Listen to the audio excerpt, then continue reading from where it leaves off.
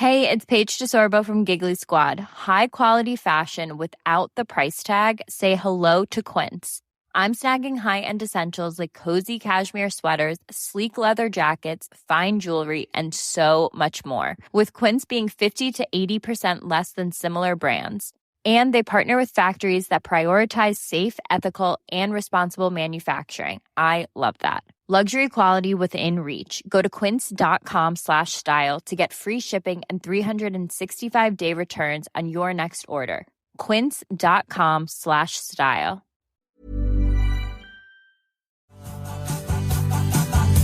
You spoke the game, no matter what you say. The only metal, what a ball. Welcome to My Life, My Music with the Governor, Alan Hudson, where we're going to go behind the music that shaped the life of one of British football's greatest talents. How you doing, mate? I'm all right, mate. Yeah, I'm good. And I love that song because Tony Waddington did ask the Cockney Rebel to come up and see him and make him smile, and you did in end of 1973, beginning of 1974. We've touched your career, Hood at 50, with all your clubs and your England years.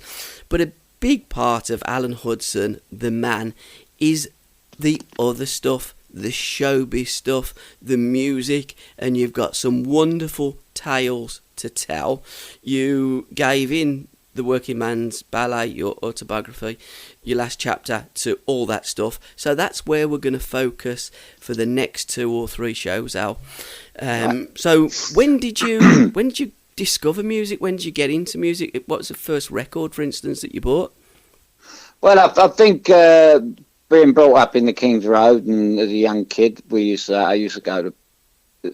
It was like a ritual on a Saturday. I got involved socially at a very early age in parties and things like that. And there was a party every Saturday night round, but they're all grown ups. So it weren't like kiddies parties, and it was all. It was the music at the time. What was in the top 10, but it was a great mixture of what was in the top 10, and then as the evening wore on, it was all Sinatra and Bennett and Jack Jones and.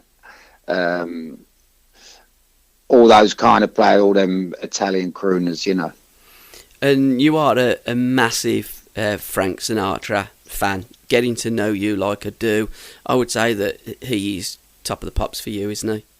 Well, I think he's apart from me loving him and his voice, and I think everybody does that I come across. I mean, it's a great pub topic as well. Who's the greatest, in any sport, in any walk of life. I think Frank. But when I see him at the Royal Festival in around about 71, 72 with Princess Grace, and I see the ultimate professional. I see a man that could. He was the one, and then I read all about him, I heard all about him, but everything I've ever seen about him told me he was the ultimate professional, and he would tell band leaders, what to do and how to do it, where it's unthinkable that you could do that, He really was, he had the voice. They did call him the voice, didn't they? And at a young age, he had the most incredible voice, and to go on 5 decades and still be making records like he did, and with the lifestyle as well, the life he lived was quite astonishing, really. Because that's as much as the artist and the song. It's the lifestyle, it's the edge, because he had that, didn't he? He always had the connection to the mafia. He always had that edge about old Blue Eyes. Yeah, and the strangest, weirdest thing about it all was when my life nearly came to an end in 1997. I come out of coma and I was in hospital, and I picked up the paper one day and Frank was in a coma while I was in a coma. So it was quite eerie, It was, and then all of a sudden he died that year. And I thought, I can remember laying there thinking to myself, you've got to fight even harder now because, they've taken Frank Sinatra away and you're still here. And it's a strange old life. I know he was a lot older than me, but to be. I was in a laying in a coma in the Royal London. He was laying in a coma in his mansion at home. It was a little bit different, but to be in a coma at the same time, you say, well, we've got something in common, which is a weird thing to do, but you know, it's just the association was unbelievable, really. And Frank sung so many brilliant songs. It's very easy to pick My Way or New York, New York. But you love one of the more obscure Frank Sinatra tracks, which in fact come from the musical Carousel, a Rodgers and Hammersmith production, which is Soliloquy. Well, funny enough, it's like if you listen to that, and as we spoke earlier, you know, and the Jerry Miles song "You Never Walk Alone," he sang that as well from another movie. That's when that come from. Frank sings that just in a totally different way, and it's the most beautiful. I mean, when he puts his mind to a song, and he brings the very best. You can give a song to anyone, and you know, it makes me laugh about. My friend loves these pub singers, and I say, look, you can't do this because they just destroy a good song. But Frank Sinatra, like I'm looking at on my side now. I'm looking at the Johan Cruyff cover of Johan Cruyff book. He's everything that's great about football, and Frank brings the best out of a song. You know, no one can do it like Frank. There's no two ways about it. You know, he was the governor.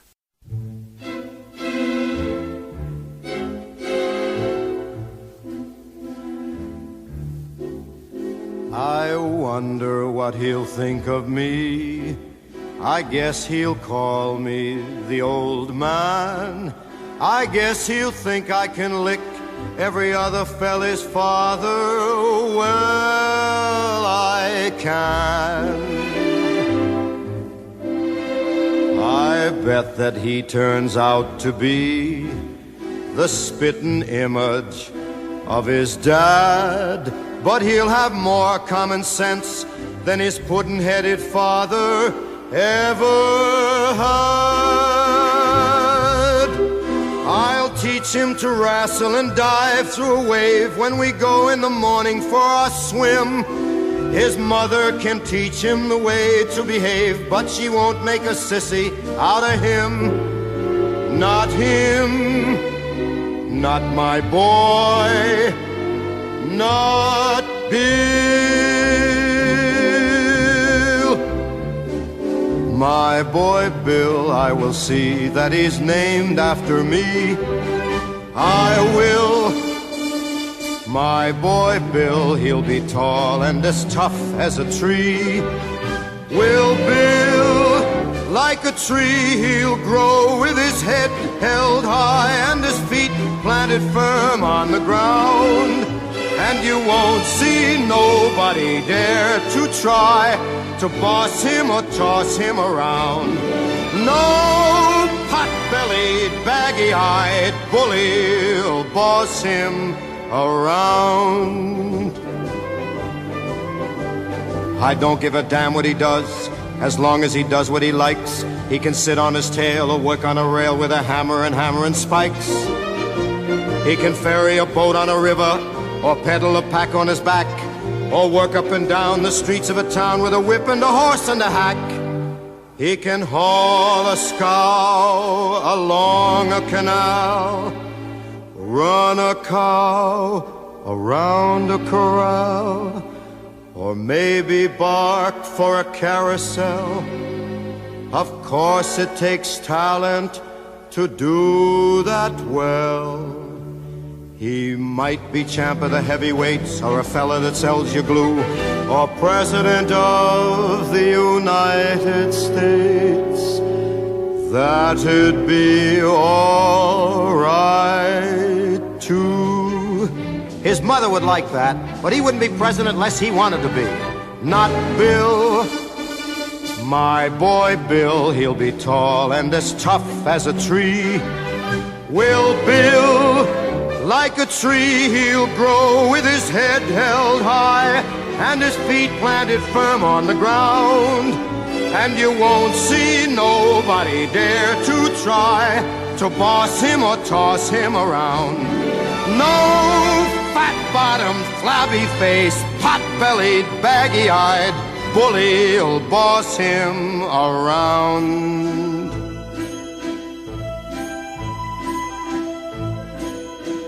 And I'm damned if he'll marry his boss's daughter, a skinny-lipped virgin with blood like water, who'll give him a peck and call it a kiss, and look in his eyes through a lorgnette. Say, why am I taking on like this? My kid ain't even been born yet.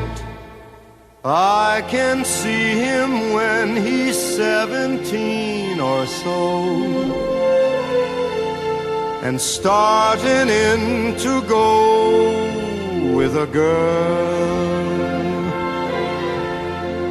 I can give him lots of pointers, very sound, on the way to get round any girl. I can tell him, wait a minute, could it be? What the hell? What if he is a girl?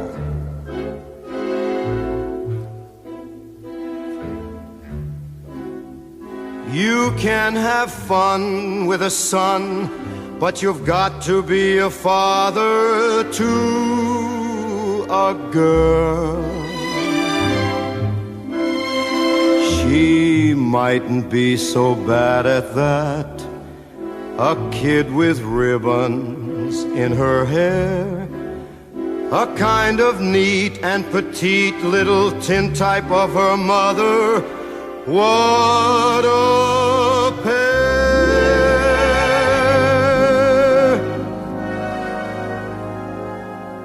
My little girl, pink and white as peaches and cream is she.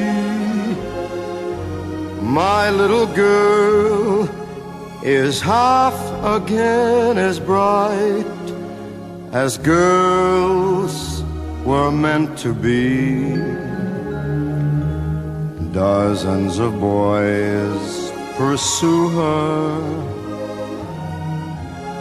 many a likely lad does what he can to woo her from her faithful dad.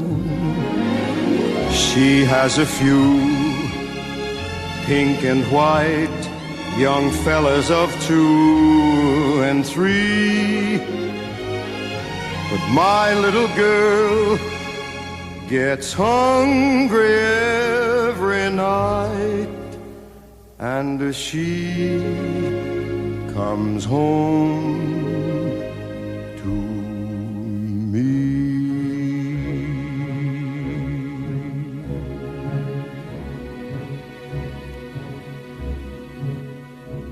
I gotta get ready before she comes. Gotta make certain that she won't be dragged up in slums with a lot of bums like me. She's gotta be sheltered and fed and dressed in the best that money can buy. I never knew how to get money, but I'll try, by God, I'll try. I'll go out and make it, or steal it, or take it, or die.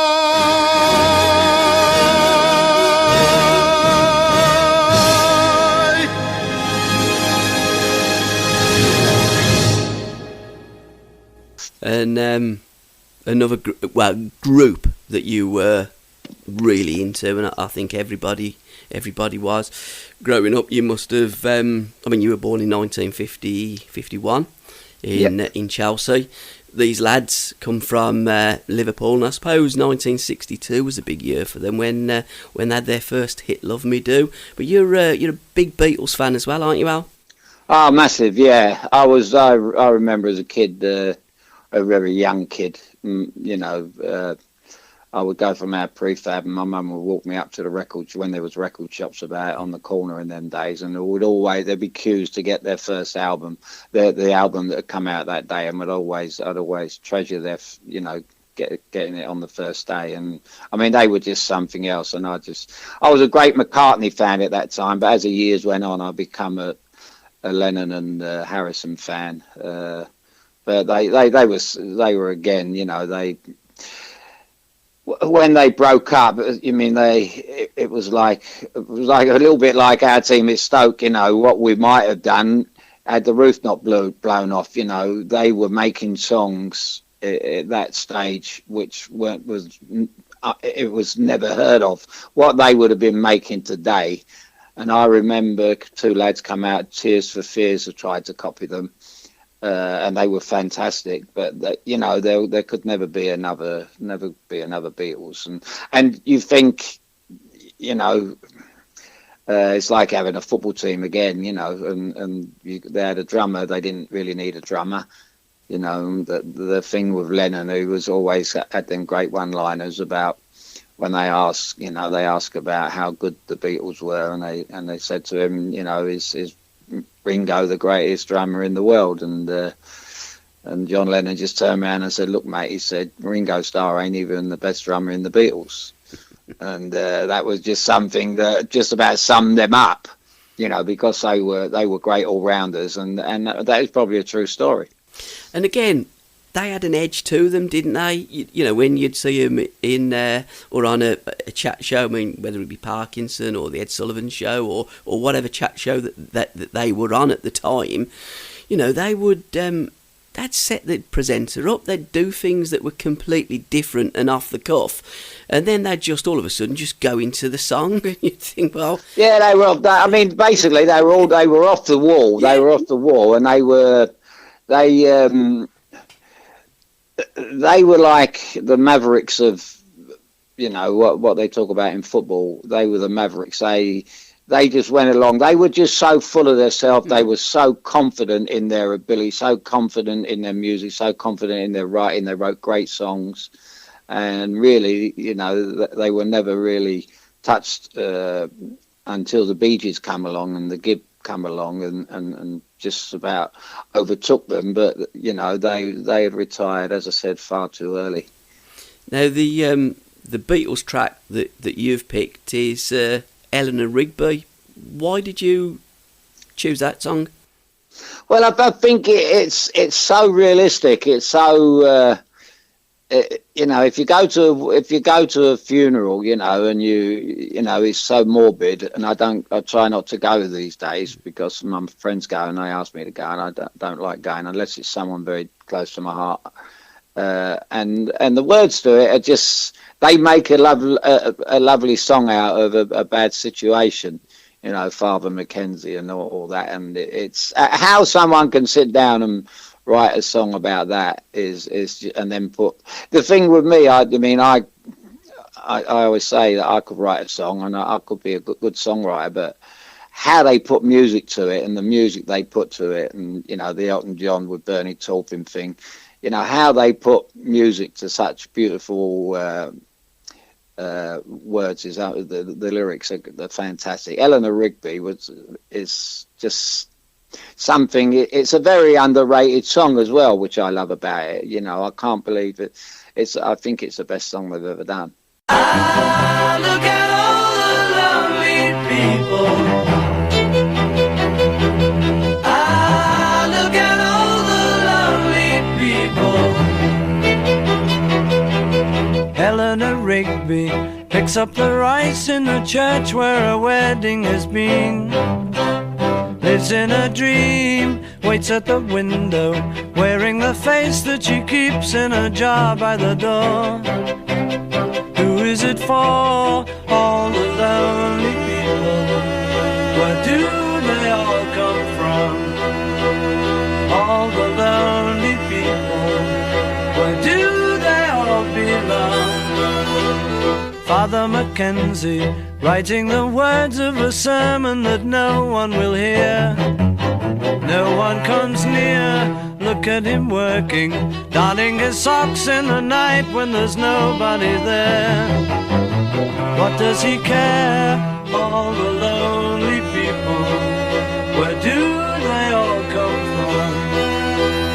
All the lonely people, where do they all belong? Ah, look at all the lonely people. Ah, look at all the lonely people. Eleanor Rigby died in the church and was buried along with her name. Nobody came, Father Mackenzie, wiping the dirt from his hands as he walks from the grave. No one was saved, all the lonely people, where do they all come from? All the lonely people, where do they all belong? They were great individuals. You know, they got all, there's not many people in these groups and these groups today that could go solo and do it on their own and also do it together, you know, and be so good together. Did you ever meet any of the guys? Because Paul McCartney was a little bit of an Everton supporter, wasn't he? I don't know. I don't know. I've heard things about them. I wouldn't think they were very sporting, to tell you the truth. It would be hard to think of, you know, I don't know. If, you know, we always said at Chelsea, you know, if we were pop stars, you know, because they used to say we were the pop stars of football, who we'd have been, and you know, you'd have liked to think who you'd have been in a certain group, and you know, it was all that was what's so great about the 60s and the 70s. There was a great connection between us footballers and those musicians. It was just a fantastic time, and that's why we got in so much trouble, and there was so much. You know, you just Dave Sexton couldn't control us because it was just the greatest. If you was to walk down the King's Road in Chelsea now, you wouldn't believe that the difference, you know, how it was in those days. It was just electric, you know, and as a kid growing up, you just had to be a part of it. But the great thing about your Chelsea team in particular, you were probably more popular than the pop stars, you know, with Charlie Cook and yourself and ours and the rest of the clan. You looked like stars, didn't you? You were the champagne club. Richard Attenborough, he was one of the directors, and he used to bring a lot of celebrities to the bridge, didn't he? Raquel Welch being one of them. Yeah, he brought her down to try and promote a film of his with her, and use the club to do so, and but I mean, when you wasn't playing on a Saturday and you go up, if you was injured or suspended or whatever, and you go up into the long bar, you know, it was just like walking into, you know, on a film set, really. Yeah. There were so many faces, and the people, you know, that I'm not going to try and say that like they all come to see the football, although we had a really good side, but it was just a King's Road. It was just a fantastic place to be, and it was a great setting. I mean, you go to White Hart Lane at Tottenham, or you go to the Emirates these days, and you're walking through back streets, and it's not really the nicest place. And you get to the ground, and you know, you can't wait for the game to start. But there, it was all excitement from 12 o'clock onwards. You know, the faces and everything else. There was just so much going on. I mean, I can remember as a kid, just before I got in the team, and Sean Connery walked in, and you know, before he took over James as James Bond, I think he might just got the part then, and you know, I thought nothing of it because you just see so many of them all the time, you know. So, you know, and then you see Michael Caine there, and then it was just a host of big name to go there, and they wanted to meet you more than you wanted to meet them. It was quite astonishing. I'm surprised ours never got a lead role in one of Dickie's films, and I'm sure. I mean, you know, he probably prompted Dickie Attenborough, did he, or did he not? I don't know. I don't know I mean, I knew the one thing about Richard Attenborough is that I remember his son came along, and he was quite a nice boy, and I got to know him. And then one day he came along. Little did I know he was married to Jane Seymour, who was again in a Bond film. And I remember we finished the game one day, and we went down the local, and Jane came along with us, and she was just unbelievable and we walked in the pub, and it was like half a dozen of the Chelsea players with and Jane Seymour, and it was like I suppose you wouldn't even get that in Hollywood. Six sportsmen walking in a bar with one of the most famous actresses in the world, and I got to know her pretty well. And I mean, she was the most beautiful girl. You see how she got the part, great actress. But she had no edge, and she was comfortable in our company, and that was the way it was. We was all like stars together, but she was on an absolute fortune, and we was on the minimum wage. So it didn't matter to us in them days, because times were so good. Which leads us into your next track, When You Walk in the Room. And like when Jane Seymour walked in the room, every head would have turned. Because as you said, she was one of the most beautiful ladies on the planet. And even in her later years, still absolutely beautiful. Yeah, stunning young lady. Yeah, I mean, it's like everything in life. That's what I love about my music. Everything in life relates to a song. And like you just mentioned there, if you were, and like with the Searchers, every time you walk in the room, and it's like the Carly Simon song, really. That another song that was all about an event that happened. Yeah. And if someone mentions a song, or if I'm doing some writing, a moment reminds me of a song, and I think it's and it was great because I love the Searchers, and one thing led to another with them, and which obviously we'll talk about.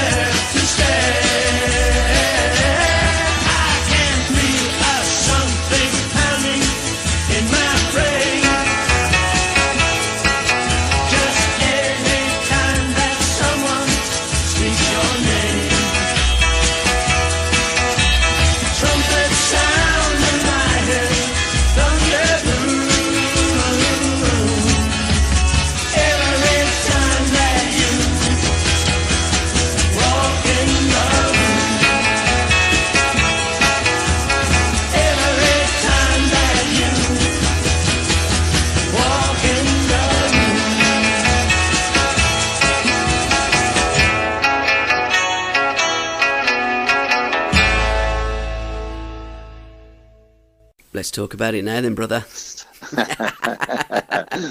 Well, but we used to have a player. We used to have a player at Chelsea called Barry Lloyd, And he was 2 years ahead of me. He was the age of my brother's age, and they used to knock about together. They were both apprentices. Then Barry played a few times for the first team. He looked like he was going to become a player. Then he went to Fulham, and then he went on to Brighton. I think he managed Brighton, and he lived in Hayes, which is out near London Airport. And he invited us to a party one night, and it was Frank Allen's party, actually. And because he knew I loved my music, and we went along, and Frank was there. Frank and I got on well with Frank. He was the lead singer of the Searchers at that time. He took over from the great Mike Pender, and it was a night. It was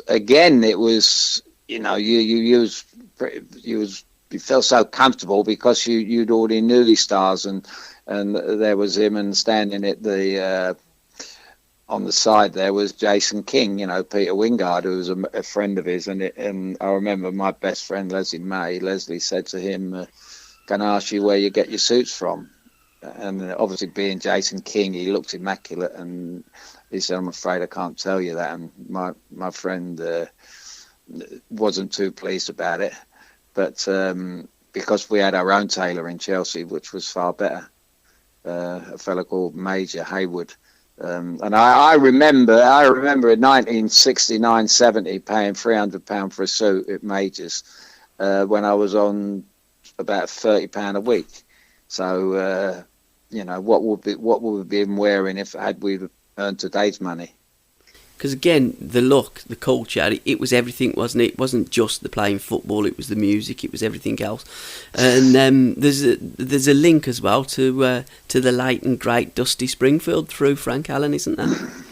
Well, it was, yeah. It was Frank used to keep his cards very close to his chest, and he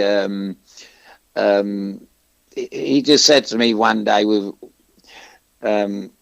"How would you like to go out, take Dusty Springfield out for the night?" So I said, "Well, what's all this about?" So he says, "Yeah," he said, "she just fancies a night out, and she said she fancies going out with someone, similar to yourself." And he said, "I'll put your name up." So I said, "Yeah, I'll take her down my favourite restaurant in the King's Road, which was Alexander." And it turned out it was one of those things that could have been life changing, but that never happened. And I went down the King's Road, and I said to my mother, I said, "There'll be a knock on the door about 7:30, and it would be Dusty Springfield," not knowing that she would be chauffeur driven. And I said, "We'll just send her down to so and so pub, and then I'll take it from there." And she never turned up.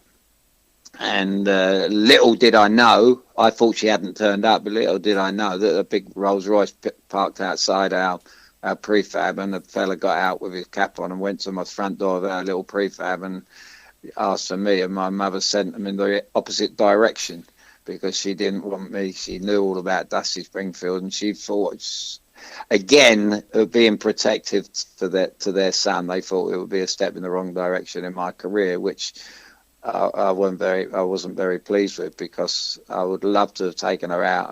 And then Frank told me afterwards, he says, "You don't know what it was all about, do you?" He said, "She's desperate to have a baby." And I said, "I thought you would have been the perfect partner for her." And I often wonder when I was writing, I think I might have wrote in the Working Men's Ballet that I wonder how the kid might have turned out. Would it be a footballer? Would it have been a singer? Or with her background, a tennis player, whatever, It's quite amazing what really might have happened, where it had led to. It's funny and strange in the same way that, if you turn left on a road in your life, or you turn right, your life changes so much, and there are instances, I guess, like in a game of football, Al, you get a penalty, you miss it, and you get beat, you get a penalty, you score it, and you win. And that's what life is. Life mirrors football. Football mirrors life. It's a case. Well, it's been my life. Yeah. It's been my life. Just when I thought, you've made it, something happens. The Mile End Road is a perfect example. But yeah, I mean, it's just turning a corner, and that's what's happening. Everything in life with every event that goes on in it, one click of a key and anything can happen. Yeah. And as one door closes, another one opens, and again, vice versa, and therefore the grace of God Well, in my go on. case, is when one door opens, the other one slams you in the face. Yeah. So it's a little bit different. But that's why I'm very good at picking myself up and dusting myself down, really. And again, it's the thing with Dusty is Frank. I remember going out for lunch one day, and I was with a friend of mine, and he said, I heard Frank Allen on the radio the other day. He was a surgeon. He said, you didn't tell me you knew him. I said, yeah. He said, he said he told a great story about Dusty Springfield. You should have taken Dusty Springfield out and all that when you bottled it. I said, what do you mean he said that? He said, oh, yeah, he went on national radio. I don't know how many lists. It was a BBC radio. And he went on and told the story, and I phoned him up and I gave him a right dressing down. So it's amazing, really. I'd like to have known the story that might have been told, instead of where it all went wrong. Who knows? And also in your book, I mean, that was we'll talk briefly about the Working Man's Ballet, but it was iconic book. It was a groundbreaking book because, in those days, footballers had ghostwriters, but you wrote it all in yourself, didn't you, Al? I did, yeah. I'm a great believer. I don't believe anyone that can really capture the person like yourself. And I didn't want anyone writing about me, really. There was enough written about me, which was untrue. Yeah. So, yeah, I think I believe everyone. I've always said everyone's got a book of them, and write it yourself. I can't see why not. And it just so happens that it was at a time. I remember the opening of the book says that I truly, why I decided to write the book. I was in Seattle and I'd been out all day with the boys, and every night when I got home, no matter what time, I'd go in my bar and put Sinatra on and pour my favourite drink and sit there and reflect on how I got to Seattle. And I'd left Arsenal, and I'd loved Arsenal, but that here I was so many miles away from home, and I just looked out the window over the city, and and I thought it was my 30th birthday. It was June 21st, 81, and that's when I said, you got to start writing your life story now, because I thought that was where I was going to end up. I thought that was the end for me in this country, and how wrong you can be, And again, with them doors closing, that door closed on your Seattle career, where you were riding high, the team were riding high, and owners of football clubs changed, and instead of decent ones coming in like football players have during their career, you were always followed by a disaster, pretty much, wasn't you? But when you think as well that was in 1981, and when Seattle got, it was so unjust as well. When I left Seattle, and I was heartbroken. That was 1981. I didn't write the Working Man. I put that on the back burner till 1995. So that was a long, long time to put a book away, and I just forgot about it. And then one day I was out with a friend of mine, and he said, "Look, I think you should get back on track with this book." And he said, "I'll help you with it." I said, "Well, I don't need no help writing it." But he said, "Well, no, I'll keep you going," kind of thing. And I was kind of hit a new low, and that really, by writing that, it really gave me a lift. And I thought it was a really good book. And I mean, Jeff Powell of the Daily Mail, when he says it's a good book, it's a good book, because he's one of the greatest journalists ever walked. And he introduced me to Robson Books, and we took it from there. I would echo Jeff's words, because I think it's an absolutely fantastic book as well, and you can tell that you wrote it, because when you know you as a person and the way that you talk, and with the game situations, it's almost as though you're on the pitch playing a game, because it's so you talk about it in such a manner that the attention to detail is phenomenal.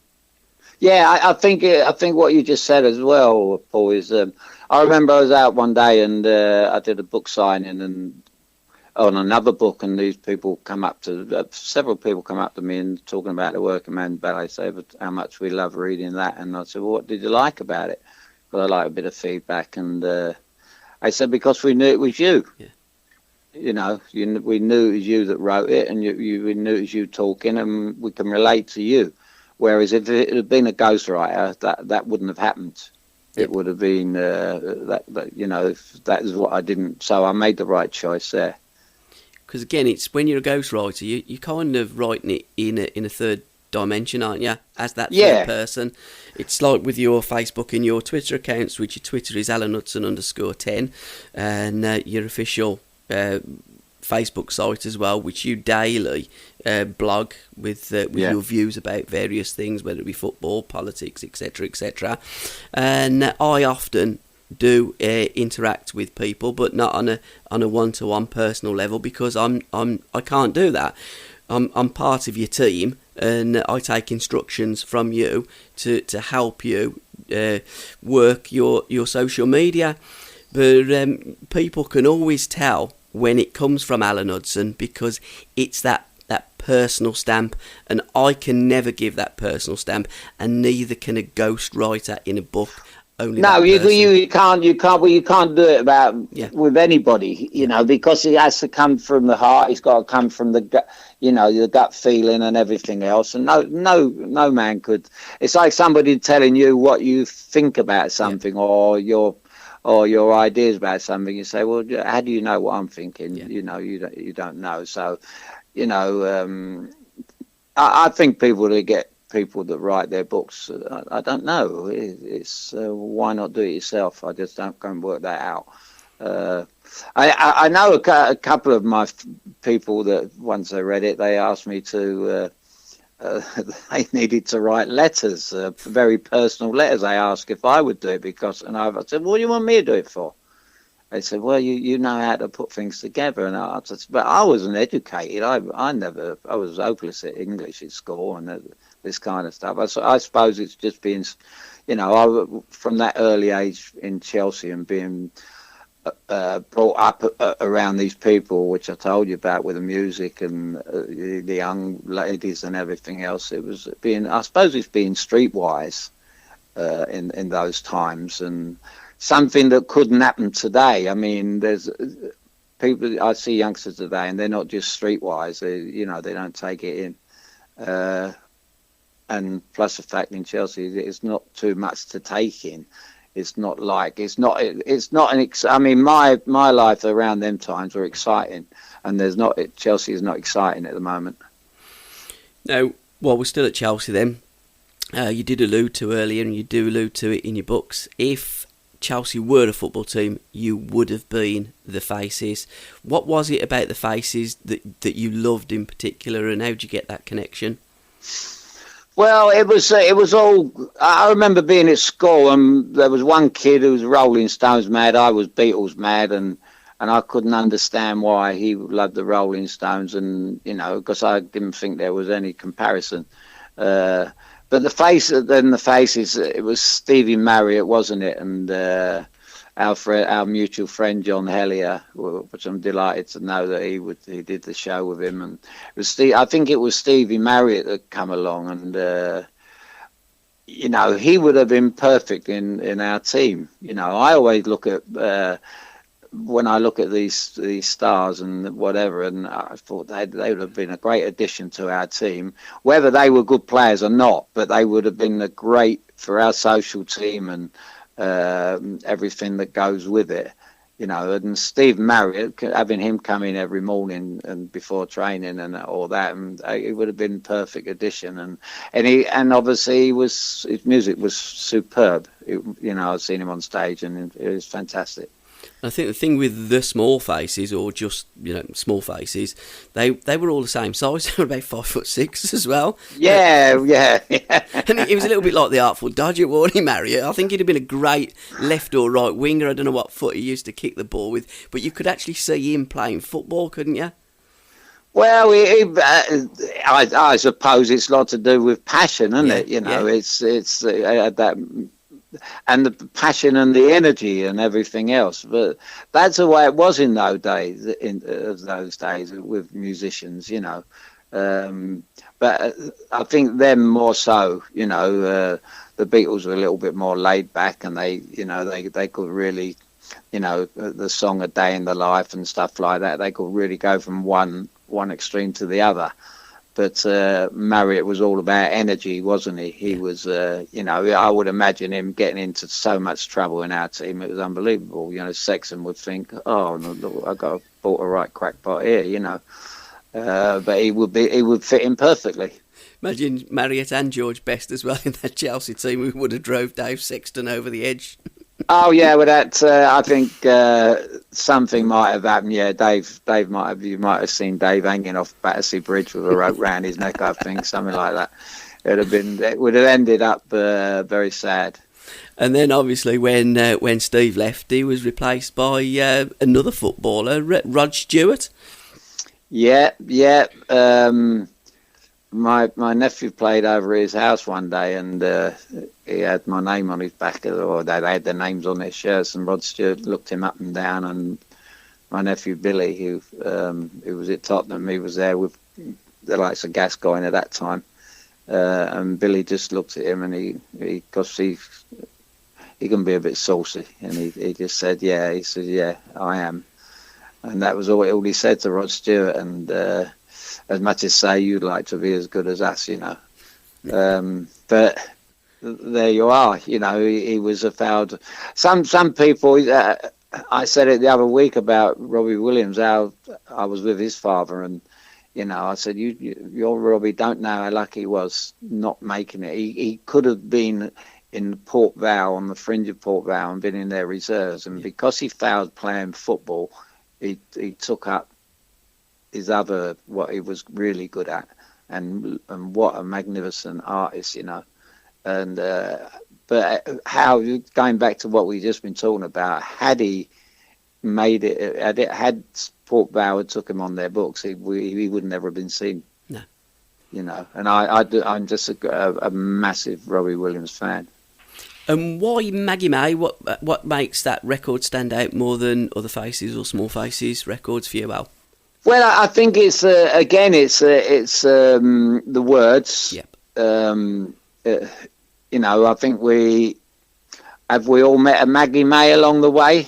You know, it's one of those again. You know, everything about the words in it and the way he puts it across. I don't know if I'm a fan of Rod Stewart or not, but but then all of a sudden he comes up with another knockout great song. You know. But he wouldn't be one of my favourite people. I just don't. I don't know. It'd be wrong for me to say, but it to make that will be a song that, you know, will never be equalled. I don't think, by an individual. You know, it says everything about them times. Yeah. You know, everybody in the King's Road at that time, and I suppose in the Mersey scene. Down the cavern, you know, there was Maggie Mays everywhere, wasn't there? Yeah. And how they put the song together and how he did it, and he's got that voice, isn't he? He's got that one-off voice.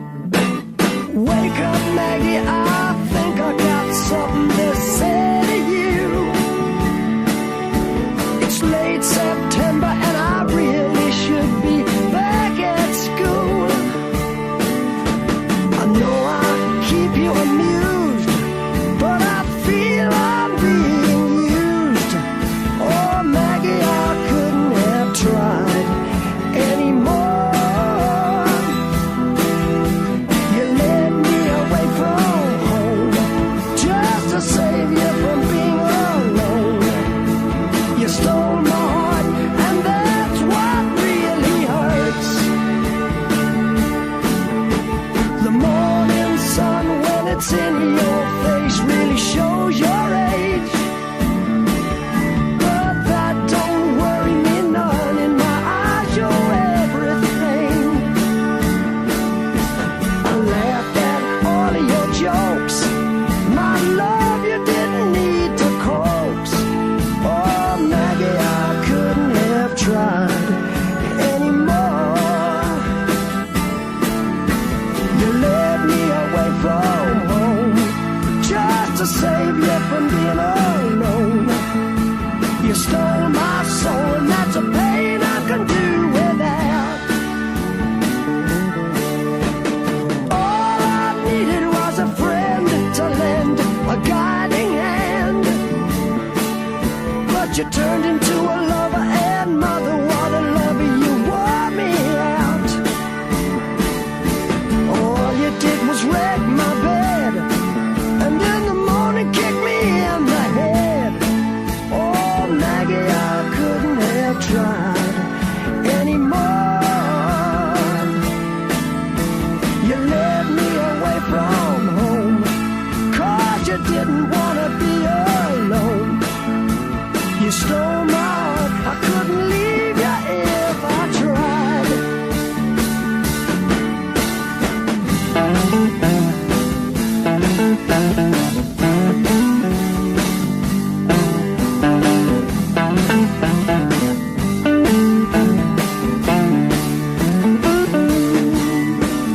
I suppose I could collect my books and get on back to school, or steal my daddy's cue and make a living out of playing fool, or find myself a rock and roll band that needs a helping hand. Oh, Maggie, I wished I'd never seen your face. You made a first-class fool out of me, but I'm as blind as a fool can be. You stole my heart, but I love you anyway.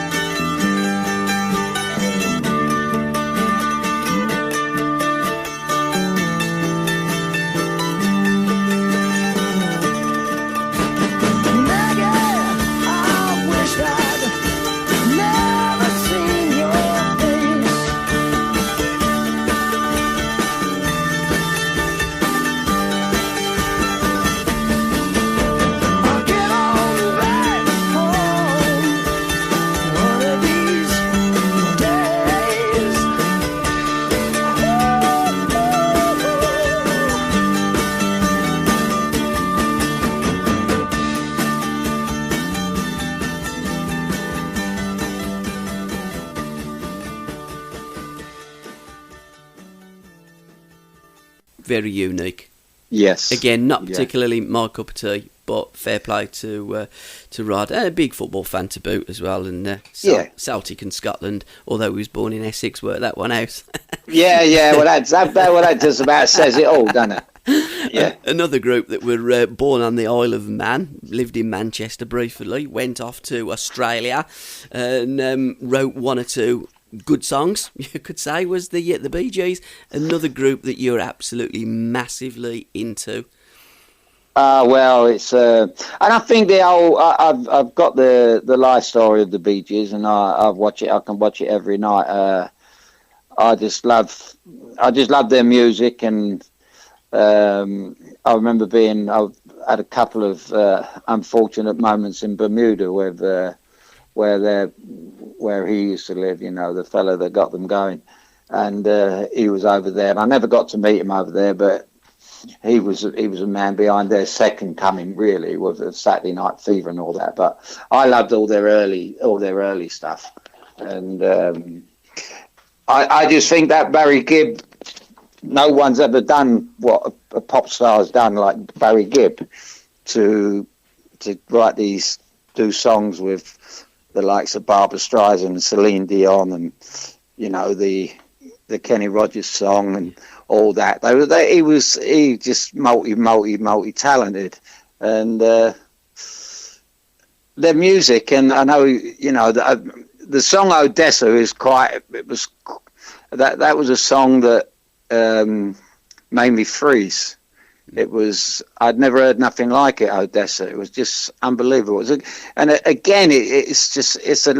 When Frank Sinatra says something is the greatest love song of all time, because he doesn't mention the word love in it, it's the same as Odessa. It's the most beautiful love song without it being mentioning love. And it's I suppose again it was a sign. It was a time when I was going out with my first girlfriend, and every time I think of her, I think of Odessa, and that's what music's all about. Music evokes such memories, and such powerful memories as well. And it seems as though it was about a British ship that was lost in the Baltic Sea. Yep. It was. You get spellbound by it.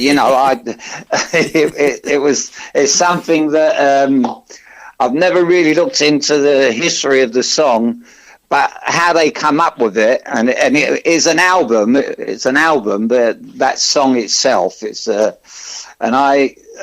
when I did the show on the BBC a few weeks ago, I was walking through the BBC build outside, and they have all these paving stones, a bit like Hollywood, with the stars' names on them and all that, and they had all these names on them, and Gary had already asked me about my favourite songs and all that, and there was a paving stone with Odessa on it, and it just kind of made me freeze. I just stood there and looked at it for a little while, and I thought, how the hell did that get there, And it must have been, I don't know. I don't know if they just put it there for me for the day and then moved it, but it was just something else. And that was, but you never hear it played, do you?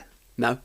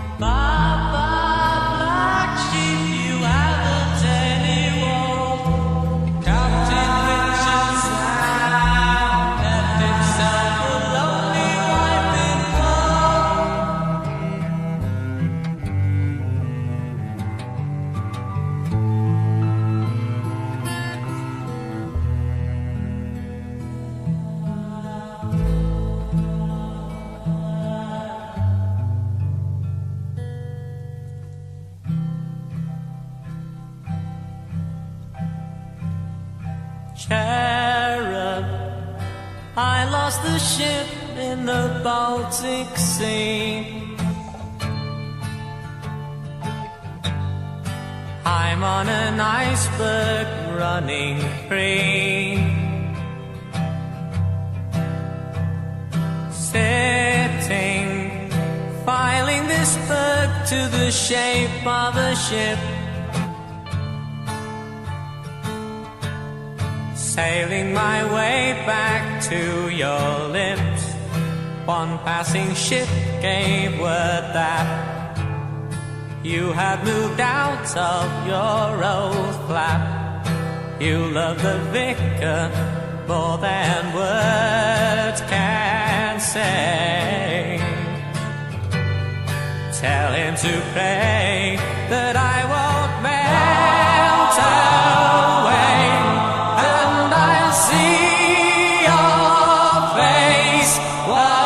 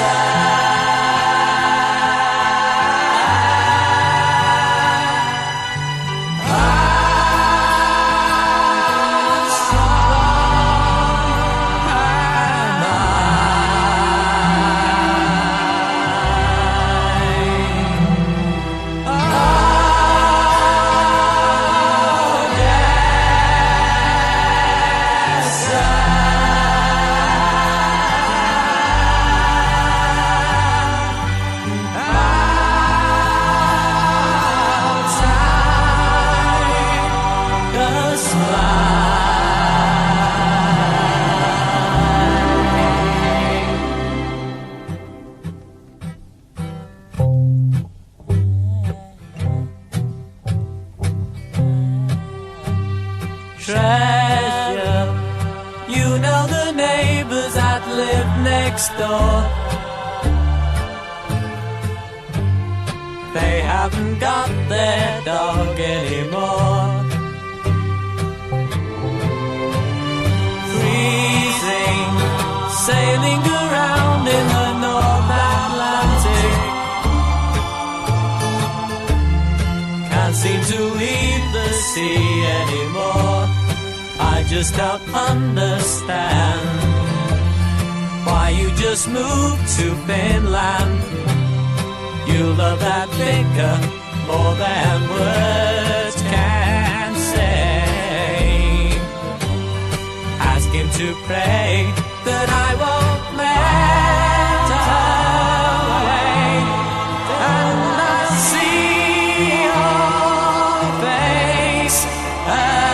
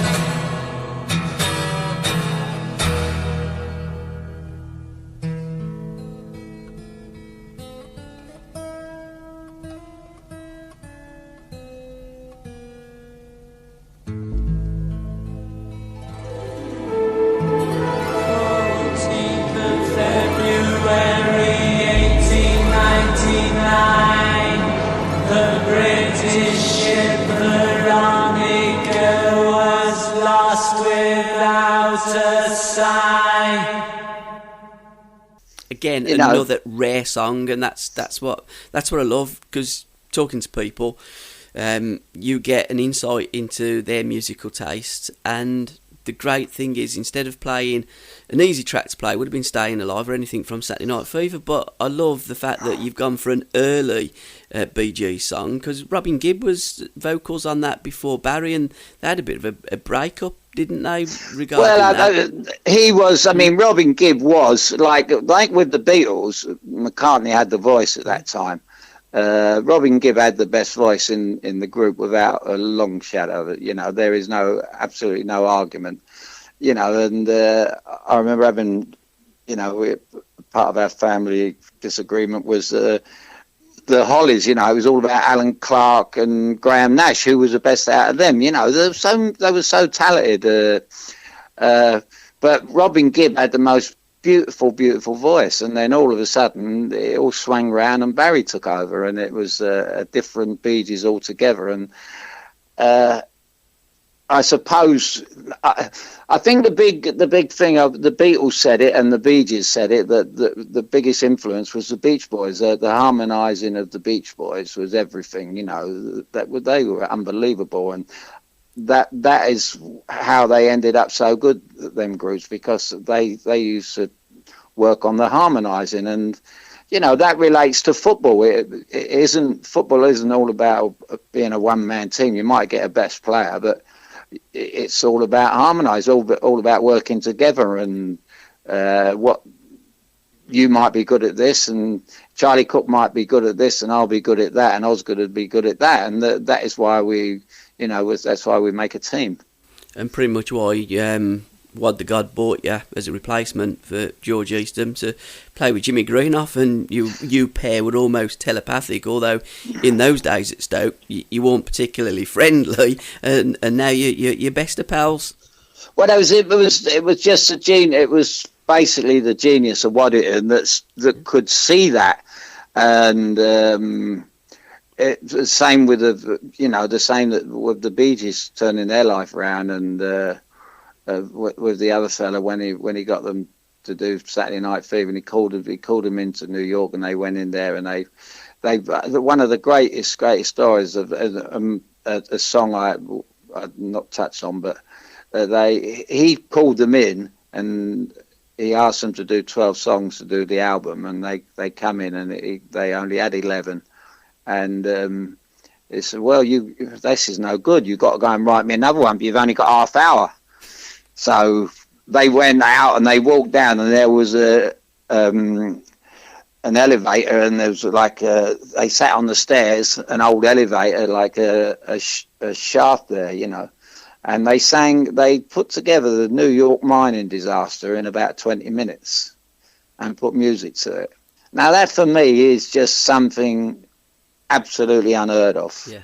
You know, you get these footballers, they can train all week, and they get so much money today. They train all week. I watched Arsenal play at Chelsea the other week, and I see two players that are on 150 grand a week, miss chance on a perfect pitch, scoop the ball over the bar, you know, and there's no genius in that. But for the Bee Gees to sit down and and the echo, they had all the sounds to it, and you know, the song is just phenomenal. And they did it in 20 minutes. They walked back in his office and they just threw it on the table, and they said, "Here's the last one," and it became a massive hit. And I can remember walking in the West End one day in one of those great big superstores, music stores, and they had it blasted out, the New York mining disaster, and I thought, Christ, you know, who else could do this, you know? But again, I think Barry Gibb, I think he wrote 3 number ones in one afternoon. He was that prolific as a songwriter, and as you say, absolute genius. But absolute quality as well. You know, it was some of the songs that, you know, we won't go down the other. You know, I always compare people. I'd say as well, it's like comparing Des O'Connor with Frank Sinatra, you know, but Gibb he didn't bring out a song unless it was top notch. Yeah. Well, I didn't think that we'd get through 10 songs, Al, when me and you get talking about football and music. Yeah. So we're going to have to cut this short. We're going to do, which is nice, because we're going to do 3 in our series of My Life, My Music. So we're going to go out on part 1 with the song from your Seattle years. So talk me through the Logical song, because not only did you meet Supertramp, there's a twist of fate that when you woke up from your coma, you looked at this song in a different light, I'm guessing, and it put sense to some of the madness that was surrounding you at the time. Yeah, I was introduced to the Supertramp when they were just.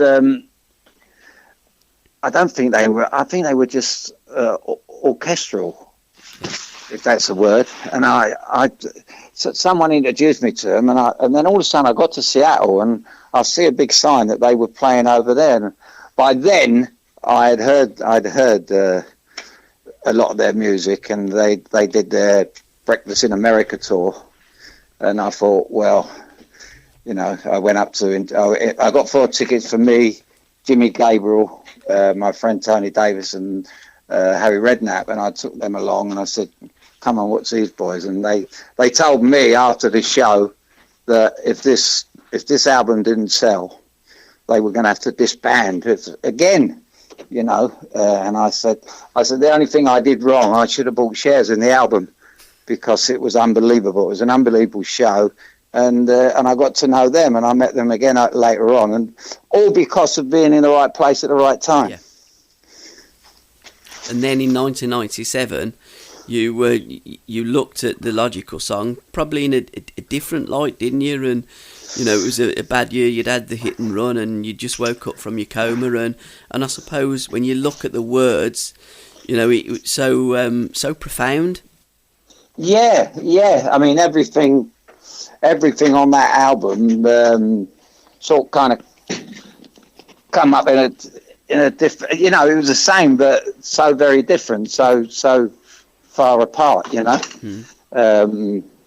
But when you think it become one of the biggest selling albums of all time, and there were they not even thinking that it, you know, they thought they were going to disband. So how incredible is that, you know?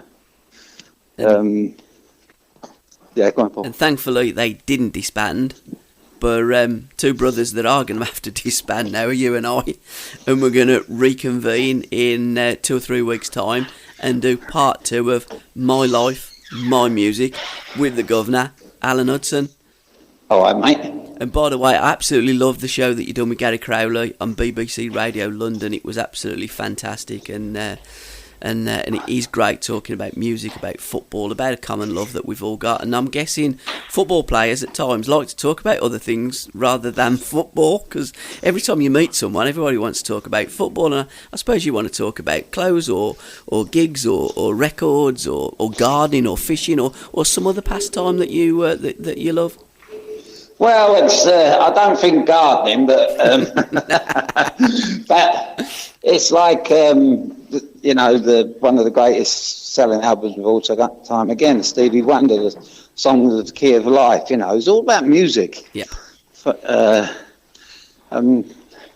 I couldn't imagine writing that first book without it all being half about football and half about music, because that's you know, they call it the food of love or whatever they call it, but you couldn't. I've seen they wouldn't have made music if they wanted, you know, the silent movies and everything else. And I see a film one day where they took the music out of it, and it was just there would be no movies if it weren't for music. Yep. You know, and some of the greatest movies of all time have been musicals. You know, the people like Jimmy Cagney was a great actor, but then he done Yankee Doodle Dandy, and you see another side of him. You know, it's just a different meaning to movies. You know. Yeah. Right, we'll leave it there then, Al, and I'll speak to you. I'll speak to you in a day or two, and all right, mate. We'll reconvene and we'll do part 2. We've got some great music to get through over the next few episodes. If you can find them. Cheers, pal. All right, mate. All the God best. bless. Cheers out. Bye, mate. Bye-bye, mate. Bye-bye. When I was young, it seemed that life was so wonderful, a miracle. Oh, it was beautiful, magical, and all the birds in the trees, well, they be singing so happily, oh, joyfully, oh, playfully, watching me. But then they sent me away to teach me how to be sensible, logical, oh, responsible, practical. And then they showed me a world where I could be so dependable, oh, clinical, oh, intellectual, cynical. There are times when all the world is asleep, when questions run too deep for such a simple mind. Won't you please tell me what we've learned? I know it sounds absurd, but please tell me who I am.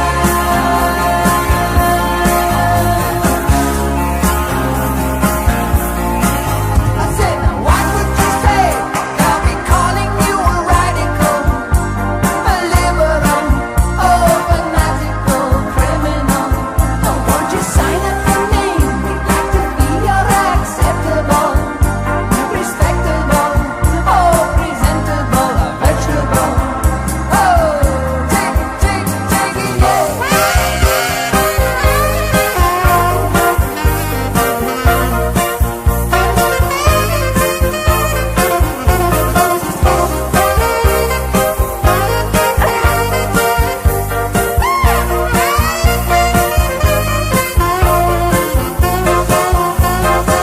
But at night, when all the world's asleep, the questions run so deep for such a simple mind. Won't you please tell me what you've learned? I know it sounds absurd, but please tell me who I am.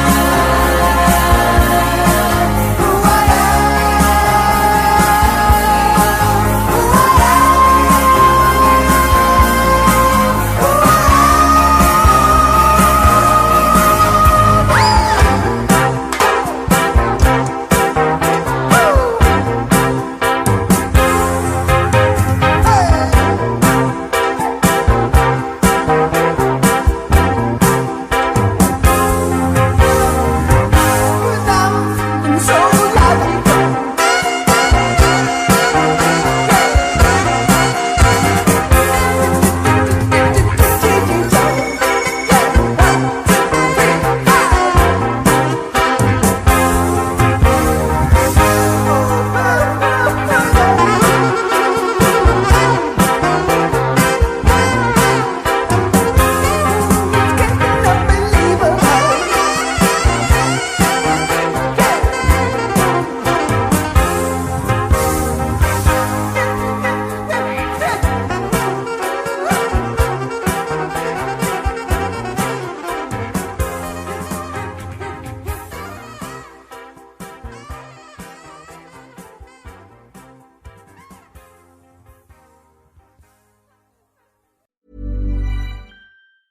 Tired of ads interfering with your favorite sports podcasts? Good news. Ad-free listening is available on Amazon Music for all the music plus top podcasts included with your Prime membership. Stay ahead of the game by downloading the Amazon Music app for free or go to amazon.com/sports ad free. That's amazon.com/sports ad free to catch up on the latest episodes without the ads.